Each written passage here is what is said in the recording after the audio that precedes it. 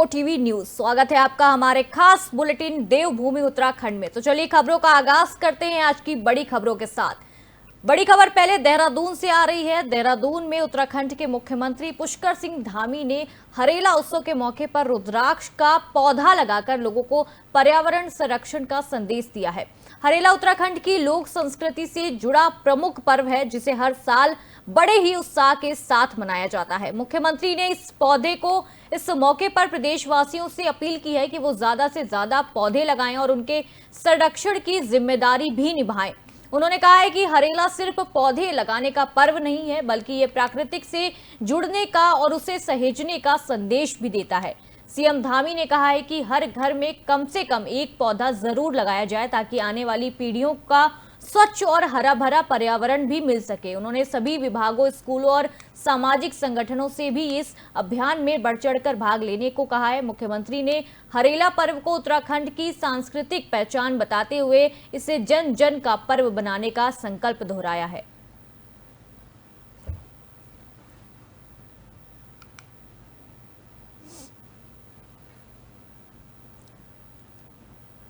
देहरादून से त्रिस्तरीय पंचायत चुनाव को लेकर बीजेपी ने कमर कस ली है। प्रदेश अध्यक्ष महेंद्र भट्ट आज से 4 दिवसीय प्रवास पर निकल रहे हैं। इस दौरे पर वो संगठन की कई अहम बैठकों में भी हिस्सा लेकर पंचायत चुनाव अभियान को तेज करेंगे। महेंद्र भट्ट ने अपने दौरे की शुरुआत सहरपुर विकास नगर से करेंगे और उसके बाद वो देहरादून ग्रामीण से बातें करेंगे। उत्तरकाशी के गंगा यमुना घाटी क्षेत्र तक पहुंचेंगे। इस दौरान पार्टी के पंचायत चुनाव समन्वय जिला अध्यक्ष, प्रभारी, सह प्रभारी और विधानसभा विस्तारक समेत कई वरिष्ठ कार्यकर्ताओं से भी वहां मौजूद रहेंगे और उनसे भी मुलाकात करेंगे। चकराता में रात्रि विश्राम के बाद प्रदेश अध्यक्ष अगले दिन कालसी होते हुए पुरोसा पहुंचेंगे और वहां पंचायत चुनाव से जुड़ी बैठकों में हिस्सा लेंगे। 18 जुलाई को वो पुरोला और यमुनोत्री में अलग अलग कार्यकर्ताओं और पदाधिकारियों से मुलाकात करेंगे। दौरे के अंतिम दिन 19 जुलाई को गंगोत्री और यमुनोत्री में पंचायत चुनाव से जुड़ी बैठकें भी करेंगे। इस दौरान प्रदेश मीडिया प्रभारी भी महेंद्र भट्ट के साथ रहेंगे। पार्टी का लक्ष्य है कि पंचायत चुनाव में संगठन को मजबूत किया जाए और हर बूथ पर पार्टी की पकड़ को पुख्ता किया जाए।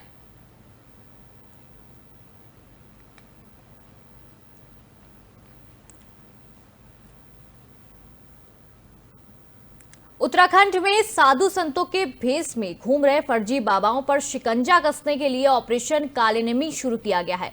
Kalinemi law and order Nilesh आनंद भरनो ने बताया है कि मुख्यमंत्री के निर्देश पर यह अभियान चलाया जा रहा है, ताकि देवभूमि की पवित्रता को ठगी से बचाया जा सके। अधिकारी ने बताया है कि पिछले 3 दिन में करीब 1250 संदिग्ध लोगों से पूछताछ की गई है, जिसमें करीब 90 लोग साधु के भेष में घूमते पकड़े गए हैं। इनमें से 2 पर एफआईआर दर्ज की गई है, जिनमें एक विदेशी भी शामिल है।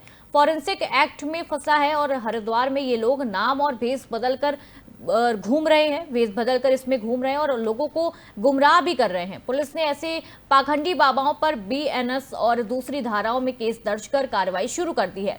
आईजी ने बताया है कि सत्यापन अभियान लगातार जारी रहेगा, ताकि कोई भी फर्जी बाबा आस्था के नाम पर लोगों से ठगी ना कर सके। पुलिस ने लोगों से ये भी अपील की है कि अगर किसी संदिग्ध साधु की जानकारी मिले तो तुरंत पुलिस को सूचित किया जाए।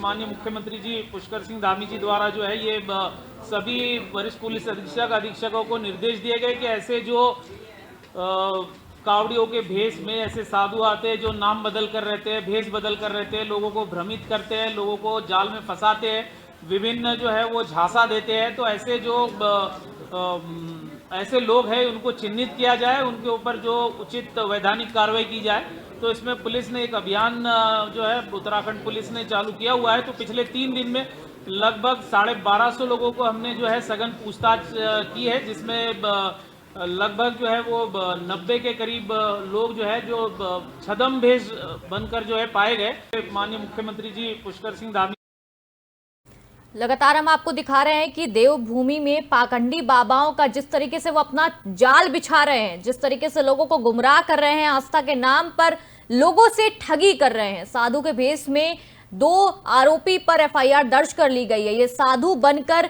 ये साधु थे नहीं, लेकिन साधु बनकर लोगों को गुमराह कर रहे थे। लगातार हम आपको तस्वीरें भी दिखा रहे हैं कि देवभूमि में पाखंडी बाबाओं पर ऑपरेशन कालनेमी चल गया है। प्रशासन ने कड़ी कार्रवाई करते हुए एक अभियान चलाया है जिसका नाम कालनेमी है, और हरिद्वार में नाम बदलकर बाबा नकली भेष बदलकर घूम रहे हैं। लगातार हम आपको तस्वीरें भी दिखा रहे हैं कि जिस तरीके से इन्होंने पाखंडी बाबा बनकर घूम रहे हैं, उनका जो कपड़े भी उन्होंने वैसे ही पहने हैं कि कोई पहचान नहीं पाए। आप समझ भी नहीं पाएंगे कि यह पाखंडी बाबा है या असली बाबा है। लगातार हम आपको तस्वीरें भी दिखा रहे हैं। प्रशासन ने इसको गंभीरता से लिया है और इस अभियान के तहत कई लोगों को पकड़ा गया है। 1250 संदिग्ध जो लोग थे उनको पकड़ा गया है। आईजी लॉ एंड ऑर्डर से ये पता चला है, उन्होंने बताया है 3 दिन में 1250 से ज्यादा जो संदिग्ध थे उन पर एफआईआर भी हो गई है, पकड़े गए हैं, और 2 पर अभी एफआईआर की गई है। 1250 पकड़े गए हैं और 2 पर अभी इनमें एफआईआर की गई है। लगातार हम आपको तस्वीरें भी दिखा रहे हैं कि जिस तरीके से ये भेष बदलकर लोगों को गुमराह करते हैं, आस्था के नाम पर ठगी करते हैं। लोग आस्था के नाम पर दान देते हैं, आस्था के नाम पर हर चीज करते हैं, और ये पाखंडी बाबा की वजह से एक करता है, लेकिन बदनाम कई लोग होते हैं। बदनाम करने वाले ऐसे ही लोग होते हैं जैसे हम आपको तस्वीरों में दिखा रहे हैं। लगातार हम आपको तस्वीरें दिखा रहे हैं। हरिद्वार में नाम बदलकर नकली बाबा घूम रहे थे। पुलिस ने कड़ी कार्रवाई भी की है इन पर। लगातार प्रशासन सख्त है। आईजी लॉ एंड ऑर्डर ने जानकारी दी है कि अभियान तेज हो गया है। पुलिस किसी भी तरह की रियायत इन पर नहीं बरतेगी। साधु भेष में दो पर एफआईआर की गई है, और एक विदेशी बाबा भी था जो यहाँ पे बाबा बनकर घूम रहा था, लेकिन विदेश का था। लगातार ये प्रशासन की तरफ से एक अच्छी और कड़ी कार्रवाई भी की जा रही है। इस तरह के लोगों की वजह से ही जो धर्म है वो बदनाम होता है, और ऐसे लोग अगर पकड़े जाएं तो कहीं ना कहीं जो छवि है, जो धर्म है, वो भी सही हो जाएगा। लोग आजकल किस पर भरोसा करेंगे?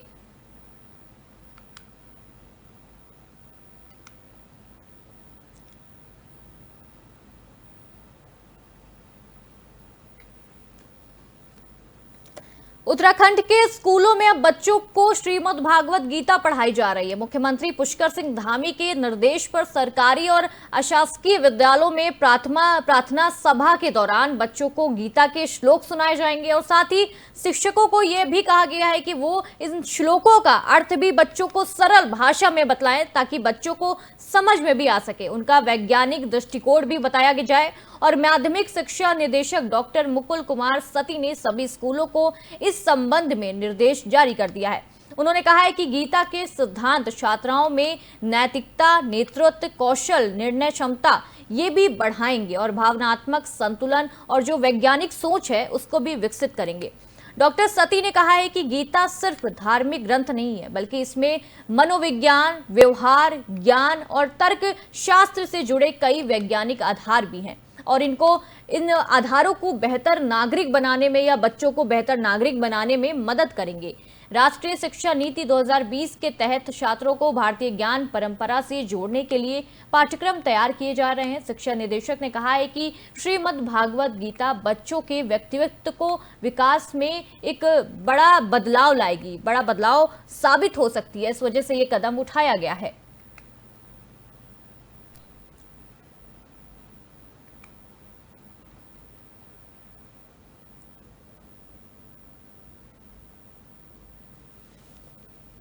माननीय मुख्यमंत्री जी और माननीय शिक्षा मंत्री जी ने 6 मई को शिक्षा विभाग की समीक्षा बैठक की थी।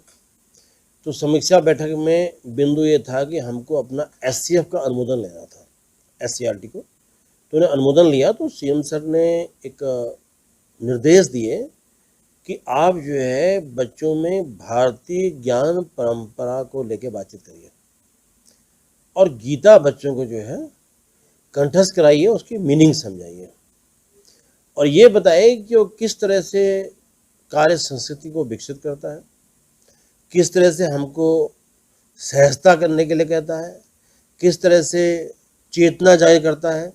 ये बात उसमें हुई थी। तो उसी को दृष्टिगत रखते हुए ये निर्णय सरकार का था कि प्रत्येक विद्यालय में इस प्रदेश में जितने भी विद्यालय हैं, चाहे सरकारी हों चाहे अशासकीय विद्यालय हों, सब में जो है गीता का पाठ कराया जाए और श्रीमद् भगवद गीता के जितने भी अंश हैं, जितने भी श्लोक हैं, पाठ ही मत कराओ बल्कि बच्चों को भावार्थ ही बताएं कि क्या मतलब उसका होता है। तो उसको परिप्रेक्ष्य में ध्यान रखते हुए ये कार्यक्रम आज से स्टार्ट किया गया है और कही जाए कि वीडियोज़ हमारे पास आई भी हैं, शेयर भी हुई हैं। जो हमारे संस्कृत के अध्यापक हैं वो उसको करवा रहे हैं, जो हिंदी के हैं वो भी उसको कर रहे हैं, या उसके अलावा जो भी उसमें विज्ञ हैं वो लोग उसको जो करवा रहे हैं। मैं सभी जो हमारे जितने में हमारे स्कूल्स हैं, उनके प्रिंसिपल्स हैं, उनके शिक्षक हैं, हमारे छात्र हैं और हमारे जो गार्जियंस हैं, उनका भी मैं आह्वान करता हूँ आपके माध्यम से कि हमारे जो सरकार ने एक सिस्टम जो बना रखा है उस पर हम लोग चलें और जो हमारी श्रीमद् भगवद गीता है उसका पाठ करें, क्योंकि इस समय बहुत नैतिक मूल्यों का ह्रास सभी में हो रहा है। तो उसको बढ़ाने के लिए भी हमारी गीता कारगर सिद्ध होगी। और दूसरा हमारा जो मेन उद्देश्य भी है, ये भी कहना है मुझे आपके माध्यम से कि इस समय बच्चों में जो है नशे की प्रवृत्ति बढ़ रही है। तो हम लोग जब गीता का पाठ, श्रीमद् भगवद गीता का पाठ कराएंगे, उसके अर्थों बताएंगे और बताएंगे कि हमें क्या कर्म करना है और कर्म की शिक्षा हम देंगे, तो मुझे लगता है कि शायद काफ़ी हद तक जो हमारे माननीय शिक्षा मंत्री जी का बार बार हमसे वो निर्देश देते हैं कि आप लोग जो है इसमें बच्चों में नशे की प्रवृत्ति कम करने के लिए काम करिए, तो हमको काफ़ी सहायता उससे जो है मिलेगी।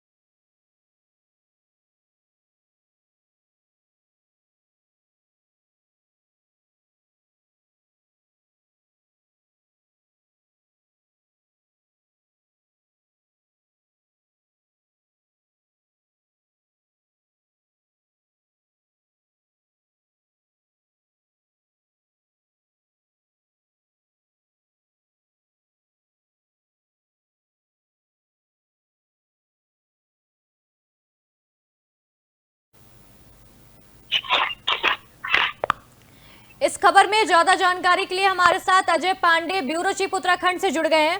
अजय जी, जिस तरीके से हम देख सकते हैं कि जो श्रीमद् भागवत गीता का पाठ अब बच्चों को पढ़ाने की एक नई पहल लाई गई है, जिसमें जो बच्चे हैं वो सही दिशा में कदम उठाएं, क्या कुछ इसमें अपडेट है या कुछ आप बताना चाहेंगे इस पर? देखिए, आजकल उत्तराखंड के मुख्यमंत्री पुष्कर सिंह धामी ने मई माह में शिक्षा विभाग के अधिकारियों के साथ जब बैठक की थी तो उन्होंने ये कहा था कि बच्चों के बौद्धिक विकास और हमारी जो वैदिक संस्कृति है उसके प्रति उनको कैसे मोड़ा जाए, कैसे उनको इस विषय में विस्तार से जानकारी दी जाए, इस पर एक पहल की जाए। और उन्होंने ये कहा था कि हमारे जो स्कूलों में पढ़ाई जो तमाम विषयों की होती है उसमें गीता और रामायण को भी शामिल किया जाए, ताकि बच्चे इस दिशा में भी आगे बढ़े और जो उनका बौद्धिक और मानसिक स्तर है वो बढ़े और ये हमारे जो संस्कृति है उसके प्रति उनका लगाव और झुकाव भी हो। और यही वजह रही है कि जब मुख्यमंत्री पुष्कर सिंह धामी ने शिक्षा विभाग के अधिकारियों को ये कहा है कि कम से कम स्कूलों में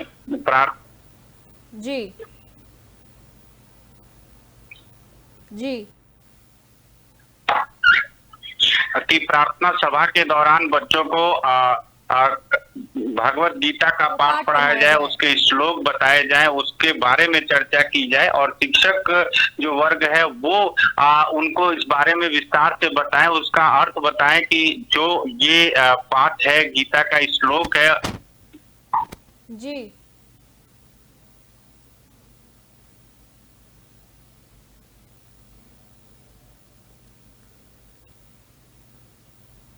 जी अजय जी, आप लगातार हमारे साथ खबरों में बने रहिए। हम आगे का रुख कर लेते हैं। आगे की खबर हरिद्वार से आ रही है।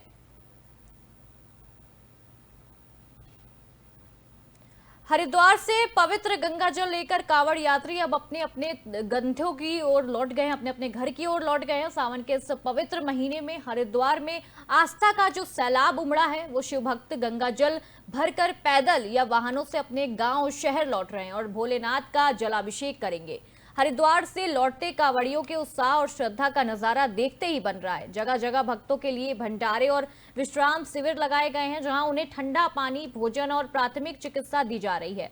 प्रशासन ने सुरक्षा और ट्रैफिक व्यवस्था की कड़े इंतजाम किए हैं ताकि किसी तरह की असुविधा ना हो। पुलिस, होमगार्ड और स्वयंसेवक लगातार कांवड़ मार्ग पर ड्यूटी दे रहे हैं। श्रद्धालुओं ने कहा है कि हरिद्वार से गंगा जल लाकर भोलेनाथ पर चढ़ाना उनके जीवन का सबसे बड़ा सौभाग्य है। कांवड़ यात्रा के दौरान हरिद्वार में भक्तों की भीड़ से पूरा माहौल भक्तिमय हो गया है। लगातार हम आपको तस्वीरें भी दिखा रहे हैं, जिस तरीके से भीड़ है और लोग, जो प्रशासन है वो कड़ी सुरक्षा भी इसमें नजर बनाए हुए है कि किसी तरह की कोई दिक्कत ना हो कांवड़ियों को।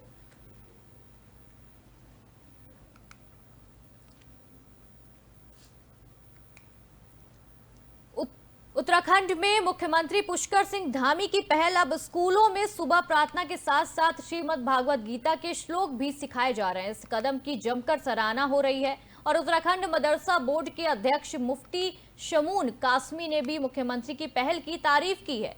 मुफ्ती शामून कासमी ने कहा है कि मुख्यमंत्री के नेतृत्व में उत्तराखंड तेजी से आगे बढ़ रहा है। स्कूल में गीता के श्लोक और भगवान श्री राम और श्री कृष्ण के जीवन से बच्चों को परिचित कराना जरूरी है। इससे बच्चों से भाईचारा, जो बच्चे हैं उनमें भाईचारा बढ़ेगा और जो सामाजिक सौहार्द मजबूत होगा। उन्होंने कहा है कि मदरसों में संस्कृतिक पढ़ाने के लिए भी संस्कृत विभाग से एमयूज किया जाएगा ताकि मदरसे के बच्चे भी इस ज्ञान से लाभान्वित हो, उन्हें भी ये ज्ञान मिले। कासमी ने कहा है कि इस कदम से उन ताकतों को जवाब मिलेगा जो समाज में दूरियां पैदा करना चाहती हैं। उन्होंने कहा है कि सभी बच्चों को भारतीय ज्ञान परंपरा से जोड़ना जरूरी है ताकि वो संस्कार में की तरफ रहें और जिम्मेदार नागरिक बन सकें। माननीय मुख्यमंत्री श्री पुष्कर सिंह धामी जी के नेतृत्व में लगातार उत्तराखंड राज्य एक अग्रणी राज्य की ओर प्रगति कर रहा है और माननीय मुख्यमंत्री श्री पुष्कर सिंह धामी जी का विजन तमाम पूरे प्रदेश के रहने वाले लोग को और प्रदेश को एक अग्रणी राज्य बना करके लोगों को गौरवान्वित करना उनका लक्ष्य है। और मैं समझता हूं कि आज की जो खबर है बहुत खुशकुन खबर है कि हमारे सिलेबस के अंदर, विद्यालयों के अंदर श्रीमद् भागवत और रामायण को पढ़ाया जाना।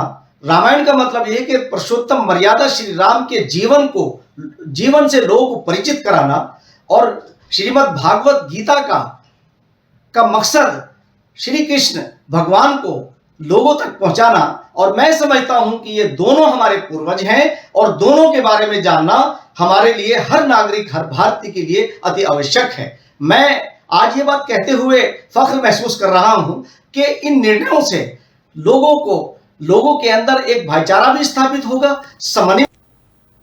उत्तराखंड पुलिस ने नशा तस्करी के खिलाफ बड़ी कार्रवाई करते हुए करोड़ों की एफडीएमए ड्रग्स की खेप पकड़ने में सफलता पाई है। पुलिस महानिदेशक दीपक सेठ ने प्रेस कॉन्फ्रेंस कर बताया है कि एसटीएफ ने पिथौरागढ़ में पोल्ट्री फार्म की आड़ में चल रहा ड्रग फैक्ट्री का भांडाफोड़ कर दिया है। मुख्य आरोपी कुणाल कोहली को नानकंता से गिरफ्तार किया गया। उसके पास से 126 लीटर केमिकल, 28 किलो पाउडर और 7.41 ग्राम तैयार एमडीएम बरामद हुआ है। गिरोह मुंबई समेत कई शहरों में ड्रग्स सप्लाई करता था। चौंकाने वाली बात यह है कि इस ड्रग्स पिथौरागढ़ में तैयार हो रहा था और मुंबई भेजा जाता था। इस गिरोह के अन्य सदस्य मोनू, भीम, राहुल और अमन और ईशा पहले ही गिरफ्तार हो चुके हैं या नेपाल बॉर्डर पर पकड़े गए हैं। पुलिस अब इनसे जुड़े गाजियाबाद, बनारस और ठाणे की केमिकल कंपनियों की भी जांच कर रही है। देहरादून में भी पुलिस ने 6 लाख की स्कैम के साथ साथ 2 तस्करों को गिरफ्तार किया है। डीजीपी दीपक सेठ ने इस कामयाबी के लिए पुलिस टीम को 1 लाख रुपए का इनाम देने की भी घोषणा की है। एसटीएफ चंपावत, पिथौरागढ़ पुलिस और नेपाल प्रशासन की भूमिका भी इस कार्रवाई में अहम रही है। जो इस तरह के जो नेटवर्क्स होते हैं, इनके फॉरवर्ड बैकवर्ड लिंकेजेस का पता लगाना बहुत ज़रूरी है। इसके लिए सभी को निर्देशित किया गया है कि जो इसका पूरा फाइनेंशियल नेटवर्क है जो लोग इसमें लिप्त थे वो इस धन का, उनके पास कहाँ से धन आ रहा था और कहाँ से इस क्राइम से जो अर्जित धन है वो कहाँ पे लगाया गया है, ये पूरा डिटेल में ये फाइनेंशियल इन्वेस्टिगेशन किया जाएगा। इसके साथ ही इनको पिट एनडीपीएस एक्ट के अंतर्गत इनके विरुद्ध कार्रवाई की जाएगी, जिससे लंबे समय तक ये निरुद्ध रह सके। और साथ ही जो इनकी प्रॉपर्टी है, जो इस ऑर्गेनाइज्ड क्राइम के जरिए इन्होंने जो संपत्ति अर्जित की है, उसके अटैचमेंट के भी आदेश दे दिए गए। जो इस तरह के जो नेटवर्क्स होते हैं, उत्तराखंड के पिथौरागढ़ में हुए भीषण सड़क हादसे में कई परिवारों को गहरे सदमे में डाल दिया है। इस हादसे में प्रधानमंत्री नरेंद्र मोदी ने गहरा शोक व्यक्त किया है। पीएमओ ने सोशल मीडिया प्लेटफॉर्म एक्स पर प्रधानमंत्री के हवाले से लिखा है कि पिथौरागढ़ सड़क दुर्घटना में हुई जान मान की हानि से वो दुखी हैं। प्रधानमंत्री ने मृतकों के परिजनों के प्रति संवेदना प्रकट की है और घायलों के जल्द स्वास्थ्य होने की कामना की है। प्रधानमंत्री ने राष्ट्रीय राहत कोष से मृतकों के परिजनों को 2-2 लाख रुपए और घायलों को 50,000 रुपए की सहायता राशि देने की घोषणा की है। इस बीच उत्तराखंड के मुख्यमंत्री पुष्कर सिंह धामी ने भी पीएमओ के पोस्ट को रिपोस्ट करते हुए लिखा है कि इस आर्थिक मदद से शोकाकुल परिवारों को कुछ राहत मिलेगी। मुख्यमंत्री धामी ने कहा है कि राज्य सरकार भी मृतकों के परिजनों को 2-2 लाख रुपए और घायलों को 50,000 रुपए की सहायता राशि देगी। उन्होंने भरोसा दिलाया है कि सरकार पीड़ित परिवारों के साथ मजबूती से खड़ी है और घायलों को हर संभव सहायता दी जाएगी।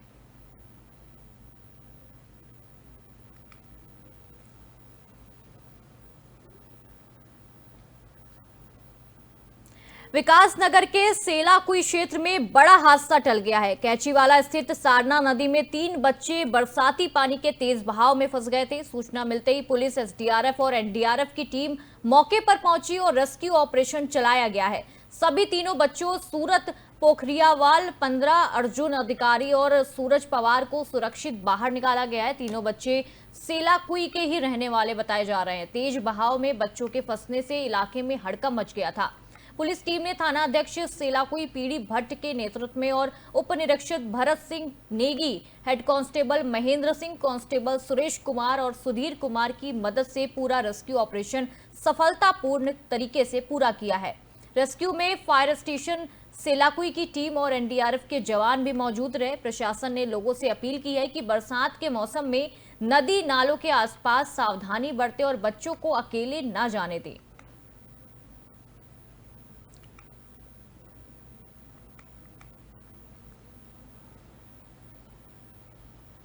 इस वक्त की एक बड़ी खबर सामने आ रही है। दून समेत कई जिलों में भारी बारिश का अलर्ट जारी किया गया है। इसमें भूस्खलन से मलबा गिरा है और 56 सेकंड बंद रहा है। इस वक्त की बड़ी खबर सामने आ रही है। देहरादून, रुद्रप्रयाग, चमोली में येलो अलर्ट जारी कर दिया गया है। 21 जुलाई तक पर्वतीय जिलों में तेज बारिश के आसार जताए जा रहे हैं, जिसको देखते हुए प्रशासन ने ये कड़ी कार्रवाई की है और 21 जुलाई तक पर्वतीय इलाके बंद कर दिए गए हैं। एक राष्ट्रीय राजमार्ग सहित कई सड़कें ठप कर दी गई हैं। एक राष्ट्रीय राजमार्ग सहित कई सड़कें ठप कर दी गई हैं। हम आपको लगातार स्क्रीन पर दिखा रहे हैं। भूस्खलन से मलबा गिर गया है। 56 सेकंड सड़कें बंद हैं। देहरादून, रुद्रप्रयाग, चमोली में येलो अलर्ट जारी कर दिया गया है। 21 जुलाई तक पर्वतीय जिलों में तेज बारिश के आसार जताए जा रहे हैं। लगातार हम आपको बता रहे हैं कि जो ये बारिश का कहर है ये अब बढ़ता ही जा रहा है। इसको देखते हुए प्रशासन ने येलो अलर्ट जारी कर दिया है। भूस्खलन से मलबा गिर गया है। लगातार जो पहाड़ी एरिया है बारिश के मौसम में वहां इस तरह की घटना देखी जाती है। देहरादून समेत उत्तराखंड के कई जिलों में मौसम विभाग ने भारी बारिश का अलर्ट जारी किया है। मौसम विभाग केंद्र ने देहरादून, रुद्रप्रयाग, चमोली, उत्तरकाशी, चंपावत, उधम सिंह नगर, बागेश्वर और नैनीताल के कुछ इलाकों में येलो अलर्ट जारी कर दिया गया है।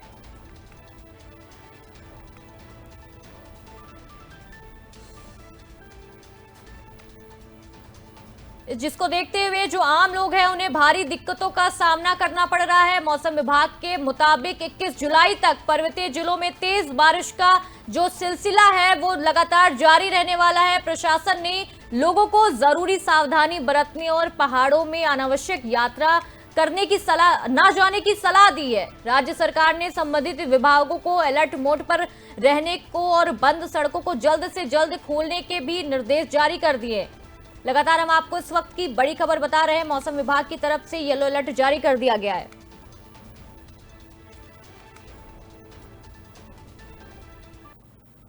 विकासनगर में लगातार बारिश से नदी नाले और खाले हैं वो उफान पर हैं। बारिश के चलते कट्टा पत्थर इलाके में एक कार बरसाती नाले में बह गई। गनीमत रही कि कार में सवार व्यक्ति की जान बच गई। चक्राता की लाइफ लाइन कहे जाने वाली जजरेट में भी भारी बारिश के चलते पहाड़ से अचानक मलबा आ गया। मलबा आने से दोनों तरफ वाहनों की लंबी लाइन लग गई और करीब 2.5 से 3 घंटे या 300 वाहन फंस गए हैं। लगातार प्रशासन ने तुरंत जेसीबी मशीन लगाकर मलबा हटाने का काम शुरू कर दिया है।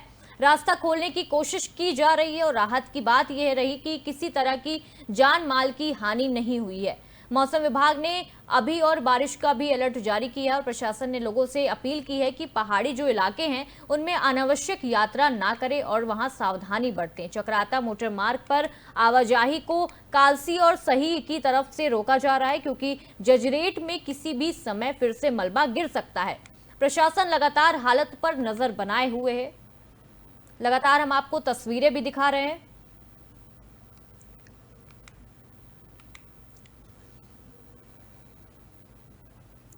तो ये थी उत्तराखंड की देवभूमि की आज की बड़ी खबरें। ऐसी खबरों का सिलसिला जारी रहेगा और आप देखते रहिए 4 TV न्यूज। नमस्कार।